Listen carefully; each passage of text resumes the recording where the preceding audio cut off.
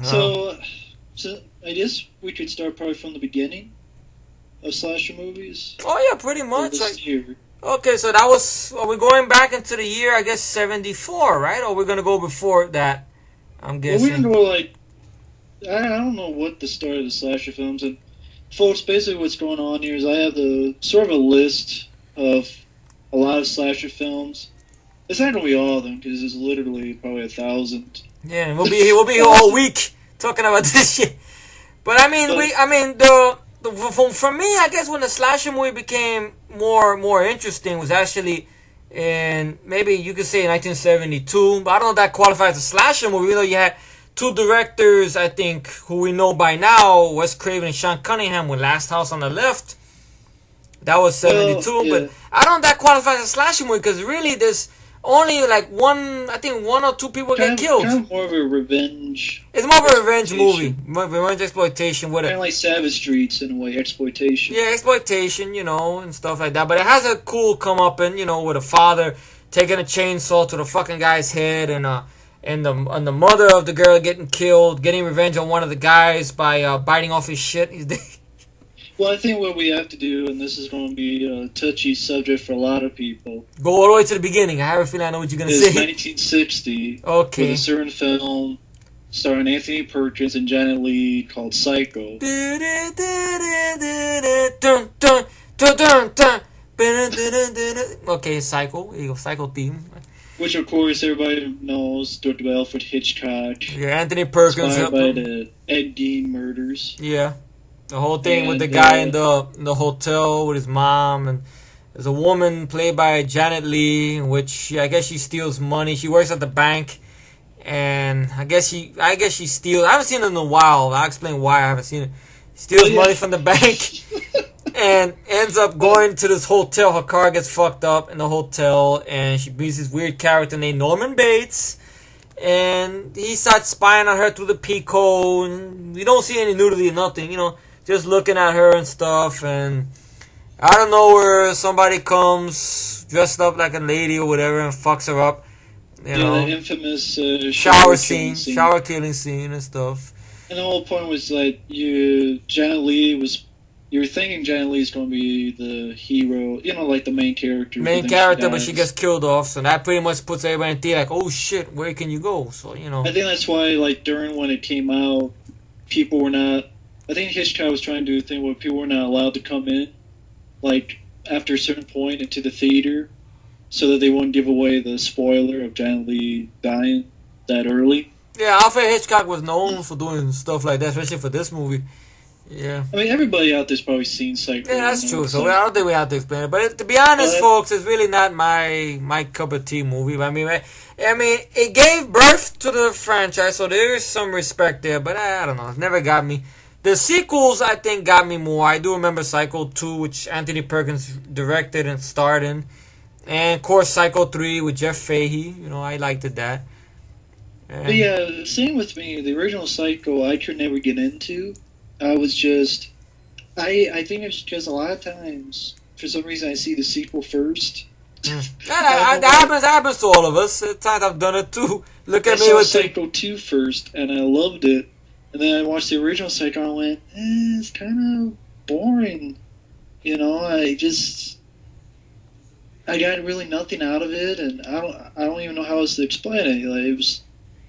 I found it boring, I think maybe it's a generation thing, that's right, I think so. That's probably what it is. Maybe in the 60s, everybody looked at it and was like, wow, just as different, the lead girl you think is going to be dead, she gets killed off, But a big thing, you take the timeline, this was what was it, the first time you saw a toilet flush? That was a big deal. People were like, oh my god, you can't see, as if toilets didn't exist back then. Yeah, it's ridiculous. Everybody was shitting on the floor. But I mean, that's the timeline. That's how it was back in. But even today, though, people will watch and love it. I just could never get into it. I would just.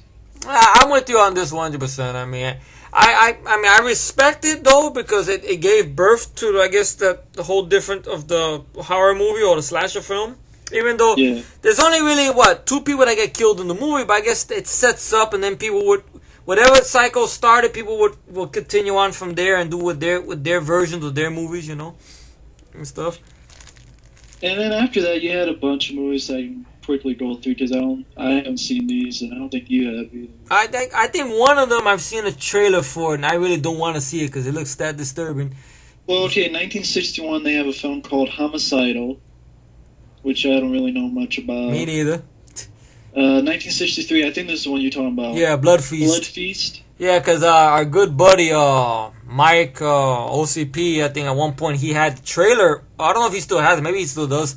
Upload it. And now, if you guys seen the trailer for Blood Feast, or if you've seen the movie Blood Feast, from 1963, the special effects and the way it looks on the trailer, it looks almost very horrific, almost like it's real. It don't look like it's a fucking movie, yeah, man. Herschel Gordon Lewis, who's like the godfather of gore, so to speak. Oh, maybe that's why. It's just, well, for 63. I mean, yeah, 63, and you're seeing, I think the plot is something like someone's killing women to get body parts to bring like this Egyptian goddess back to life. And you have like cops trying to take him down. I remember reading a little bit about it because I saw the trailer. Oh, you did? Oh.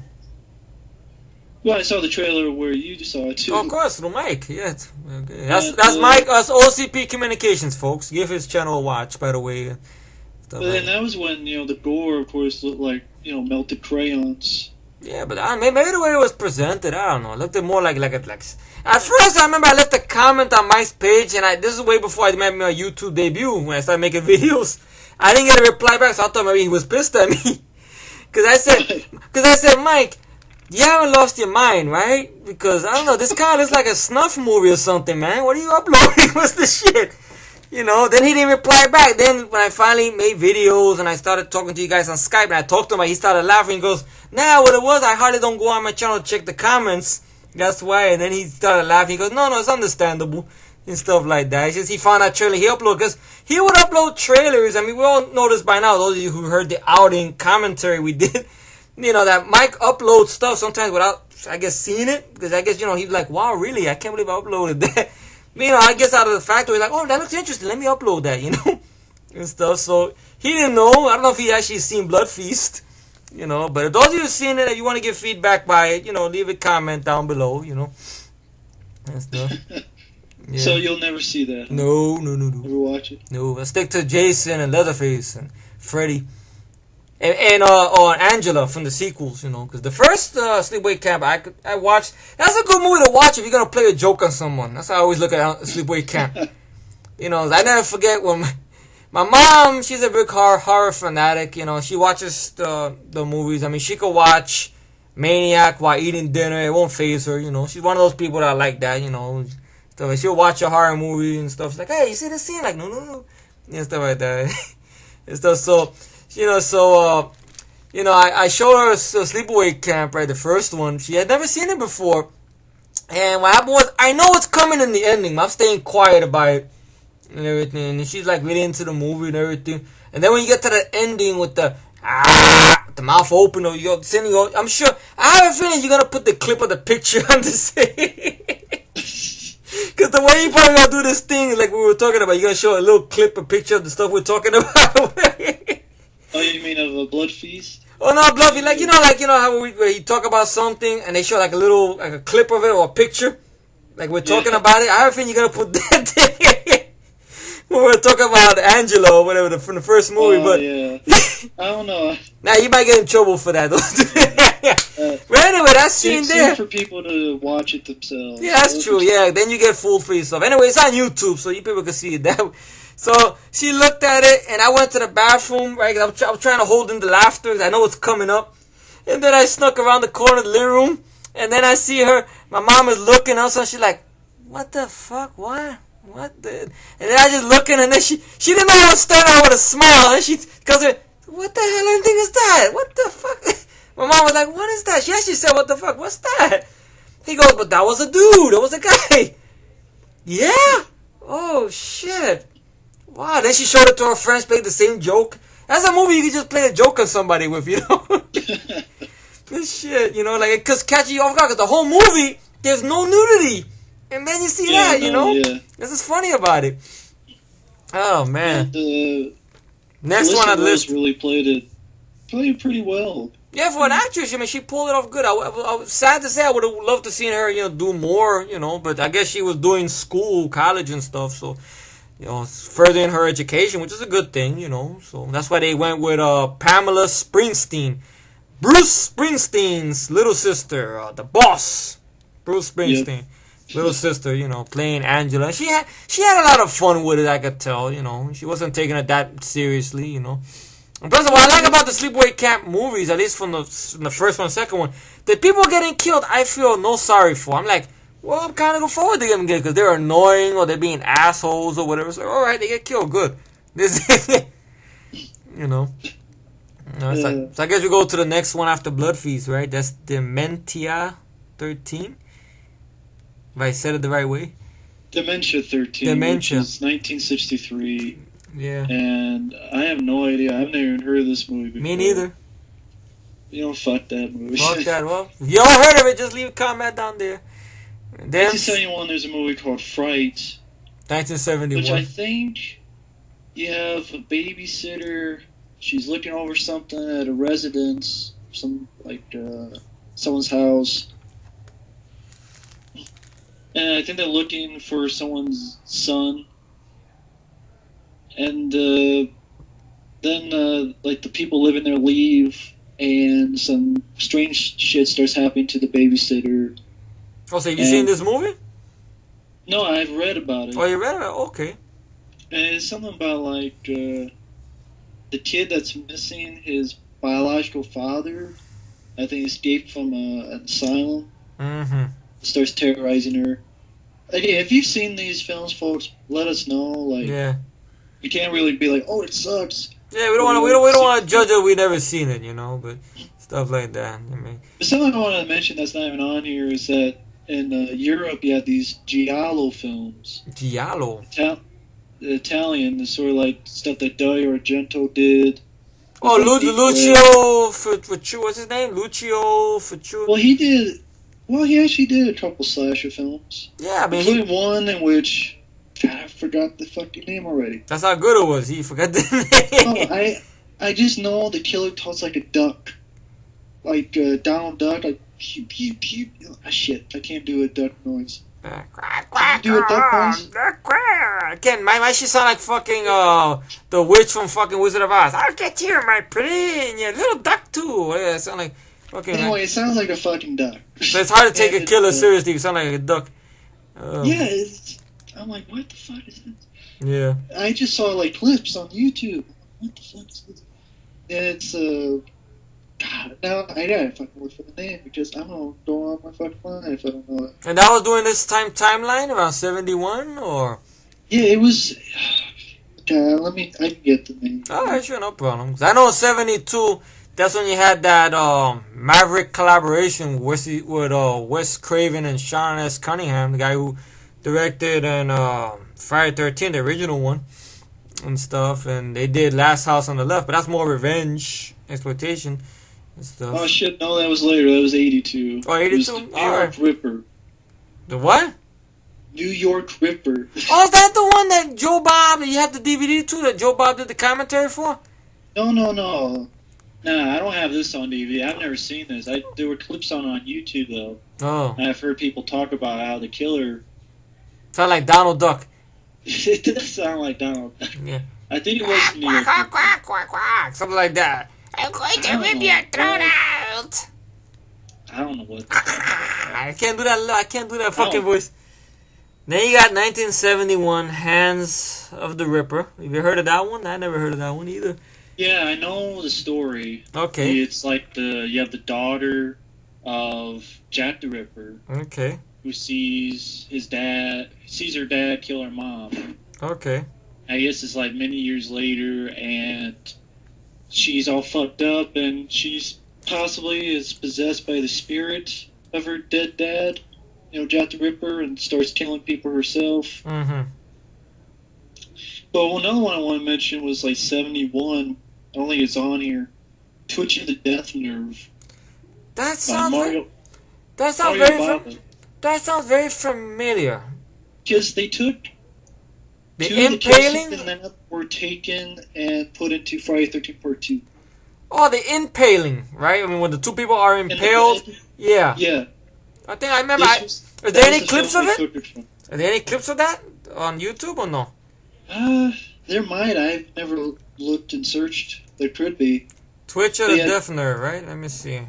the Twitch of Death Nerve, Mario Bava film. Well, I know Mario Bava's stuff. From what I understand, they're really gore-tastic films. From what I Yeah, they're very understand. graphic. Graphic. I see. Has anyone uploaded this? Let me look. Twitch, which is like witch, but you put Twitch. Okay, Twitch. Yeah, I know a lot of people when it came out was just they're pretty like sickened by it. They're like, oh my god, all this gore, blood, and killing. And Oh my God! Somebody actually has the whole movie uploaded on here, man. I don't even know if I can sit through the whole fucking movie. There's a trailer though. Then I don't know. It'd be kind of funny with doing this and you hear trailer music in the background. Fuck. Let's see. well, the two that were copied, the two kills. Was the impaling from what I heard? I think the impaling with the two lovers. The other was someone who gets hit. I think it's someone who got hit in the face with a machete. Oh really? Wow. Only in part 2 they had a guy in a wheelchair, which was even more fucked up. I mean, the whole idea of killing somebody on the wheelchair that had to originate from like Texas Chainsaw Massacre because Franklin got in the wheelchair. Even though we didn't see too much, what happened to him, was more. Yeah, but this one, I mean, getting a machete in the face. Yeah, I know that pretty much knocks it right out. Yeah. Oh god. Yeah, Twitch of the Death Nerve was that film, and yeah, I think it's just your typical just someone. I've never seen it. Well, have you seen the trailer? Hello there, Edgar right here. Oh yeah. All right. So you got some guy talking stuff there. I don't know if the trailer's up. Trailers from hell. Okay. Let me just skip through it real quick. See if I see any bullshit here. See a lot of red colors, green colors. It is very psychedelic. Let's see, yeah, that was the 70s. Yeah, I got like a especially Italian. Yeah, it's got a lot of colors and stuff on here. They don't show too much in the trailer, I'm guessing.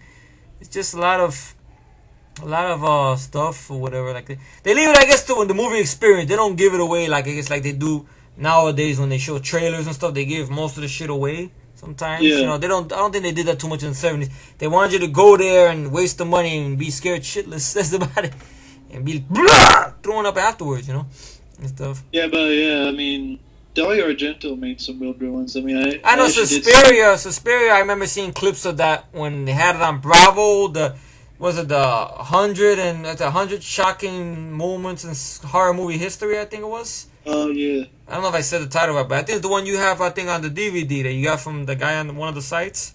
Yeah. Yeah, they tell you all the scary moments. And I saw Suspiria, like wow. I mean, I didn't see the movie. I just saw clips of it, and the way the violence looks. He did a slash film called Deep Red. And I know it was like he had a guy who was a musician, and he sees this murder of this basically psychic girl, and he teams up with a reporter to find the killer, and you get some really graphic deaths, but you also just... It's actually a movie that kind of makes sense, because a lot of Argento's movies, the few I've seen, don't make sense. Yeah. They look good, though. Like the colors and the music, but... Yeah. If you're trying to make sense of them, your head will explode. So. Yeah, I know. Like I remember John Carpenter when they had him on that the movies they talk about this the number one or whatever. They asked him about Dario Argento and he said something about when he's gonna watch a Dario Argento movie, he lights up some marijuana and then he goes watch it. He watches it high. I didn't see that. Yeah, he said something like that. If he's gonna watch a Dario, I don't know if it was it on the 100 shocking moments of horror movie history, or was it? I don't know. Or the second one they did the following year when that came on the list, or whatever. And they asked him when he watches Dario Argento's horror films, he has to smoke a weed to watch it, watch it baked. I said, damn. What was that? Beyond horror. Let's see. I just cut the sound on it just to see any scenes over here. Some guy with a black hat and a black trench coat, running around killing people. And Dario Argento, filmed by this guy look like Paul McCartney. You watching the trailer now? Yeah. You want me to send you the link? He said I have the sound off though, so I won't interfere too much with the. That's all. Have you seen the trailer for Deep Red or no? I've seen the movie, so. Oh, you did? Oh, okay, that helps.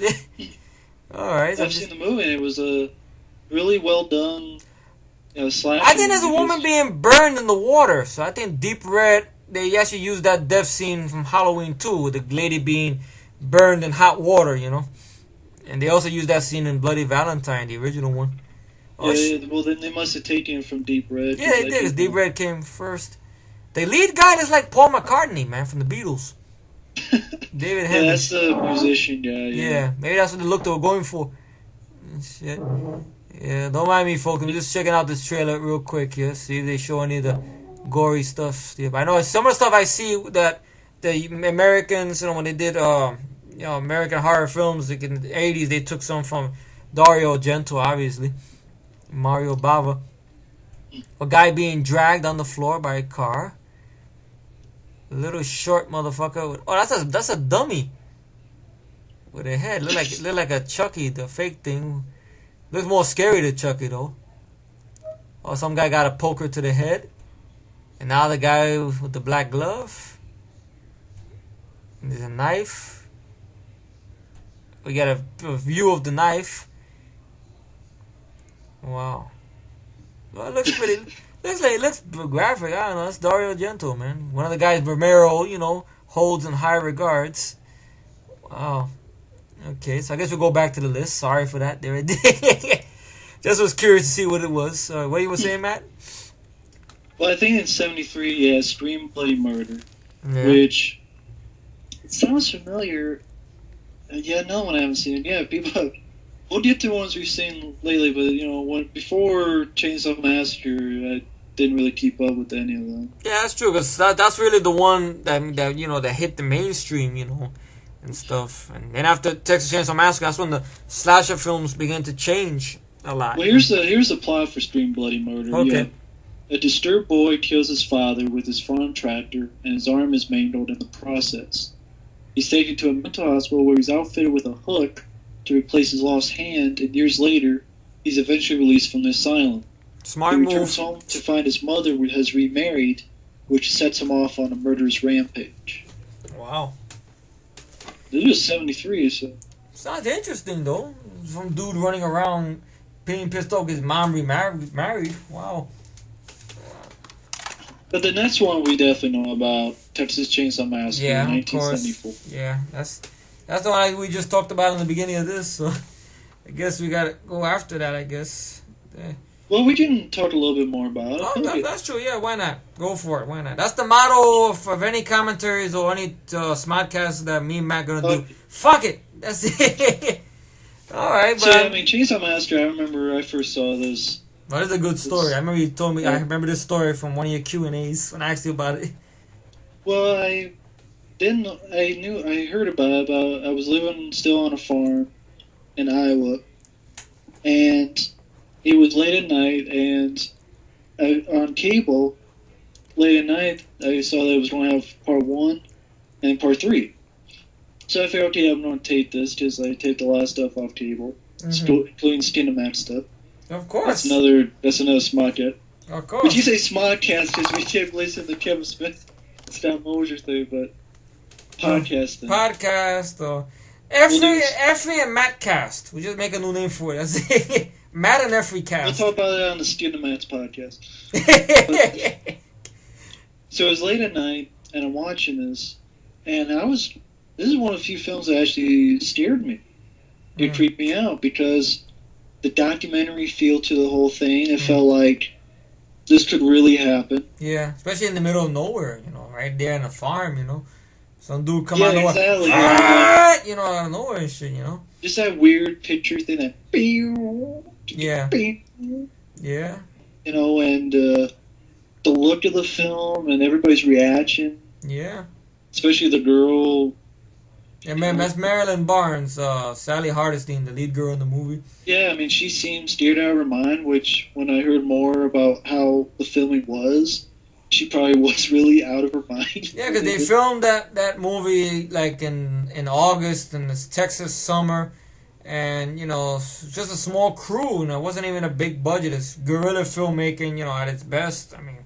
Back then in the 70s, with Tobe Hooper and The writer is Kim Hankel. Before Kim Hankel went nuts and did the, Texas Chainsaw Massacre Next Generation, he actually wrote a good script for this movie and stuff. And actually, the original name for this movie actually was supposed to be Leatherface or whatever, but they figured they wanted to go for marketing. They figured something called Texas Chainsaw Massacre, this by the name Chainsaw in it, you could make more marketing on it. And well, actually, one thing they wanted to call it was Head Cheese. That was another one too, Head Cheese. Yeah. Head Cheese. Head Cheese would have been just silly though. It sounded like a comedy. Head Cheese, But what is Head Cheese? I don't know. It's like, I guess it's some kind of nasty thing. Like, I guess like a cheese or pizza. Bill Moseley might know the answer to that because him. He or what's his name? Edwin. Well, it's not Neal. Cheese. It's meat from the head of a cow. Yeah. Like a head of a pig. Yeah, something like that. But it stinks though. I think, from what I understand. Yeah, I mean. Jesus. I know, yeah. I think it stinks though. I mean, that's what they were talking about in the behind. I can imagine. Yeah, I can imagine. Eat it. It's not something I would eat. The head, a pig's head. Yeah. It's not something I would want to eat. No. Of course, people are like, "Well, you eat hot dogs, and those are pigs' assholes." I don't know that for sure. Yeah, you don't want to know that either. Like, I don't know I'm eating no animal's asshole. But fuck, you're eating food. That you gotta eat. Anyway. Yeah, let's go back to the thing. Go ahead, man.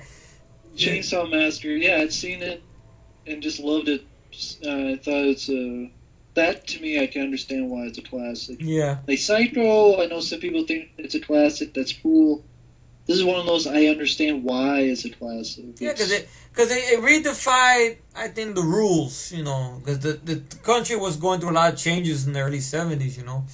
And everything like that. That's why Toby Hooper, that's why I love that backstory about that documentary, Texas Chainsaw Massacre: Shocking Truth, and he talks about how, I guess, that he came off film school and he did this little student movie called Eggshells. I think that was like a silly movie.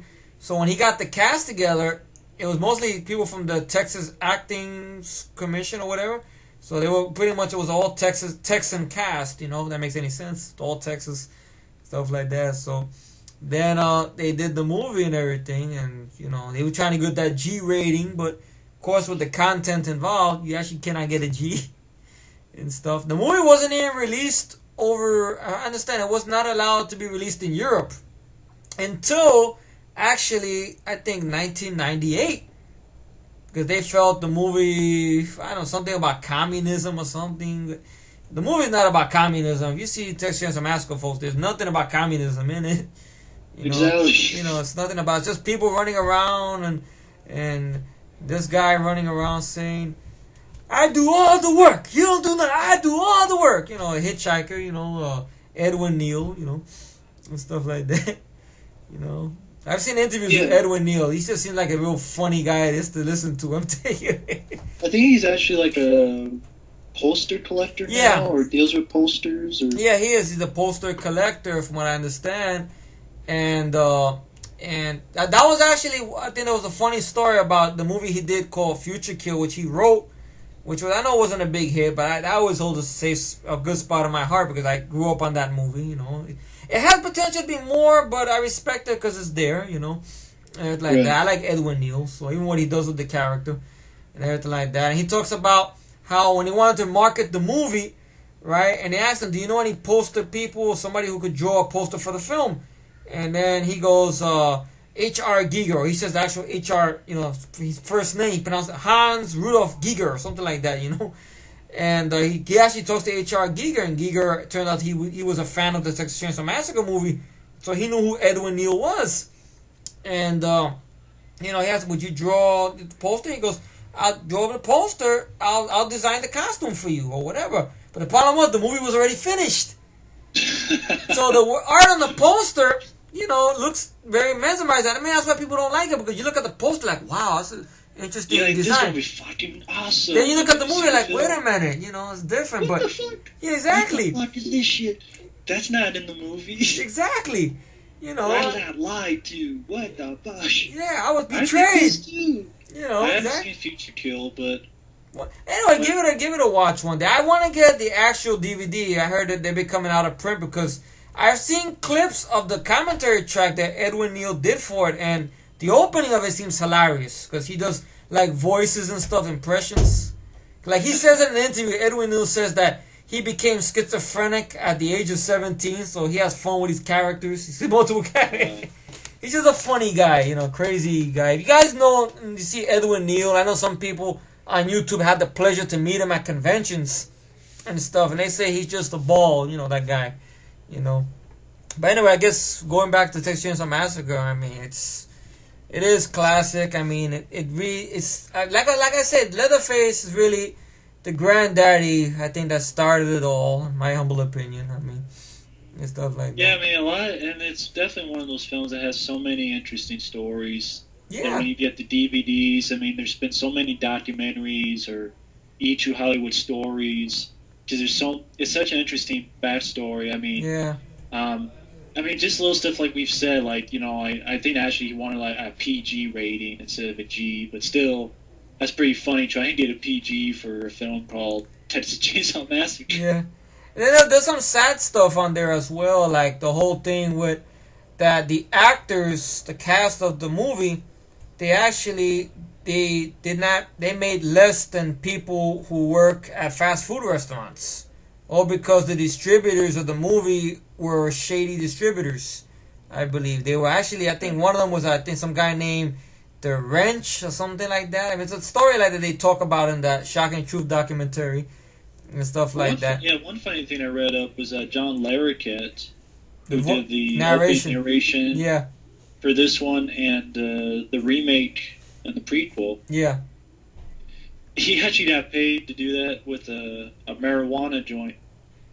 Get out of here. That's his payment. That's what I read somewhere that John Larroquette said.